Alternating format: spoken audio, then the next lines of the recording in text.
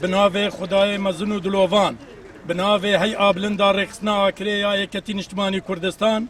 وک هست کرن برککی نشتمانی و نتوایتی و بروانی کرن لخبات و دوزا کردایتی بتایبتی جکردن باکور و روش آوای کردستانه که افرو خربونوک ما انجام دا بو ریسواو شرمزار کرنا کارو کریارن رژیما فاشستی عثمانی یا نجات پرست و تورانی لهمبری گل ما یه باکور و دست سر کرنا افسروک و پرلمانتارن پارتا دیموکراتا گلان هدپه بتندی ریسواو شرمزار دکین و پنگاوا حکومتا دکتاتورا تورانی بدست پیشخر دزانین جبو جنافچونا پروسیا آشتی لباکور کردستانی کوبریا چند سالان جلای سروک نتوایی سروک عبدالله اوجلان و هاتیه پیشکش کرن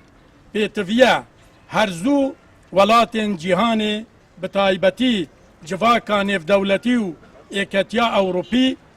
هلویستن تند ورگرن لهمبر وان کارن دجی مافن مرووی و آزادی و دیموکراسی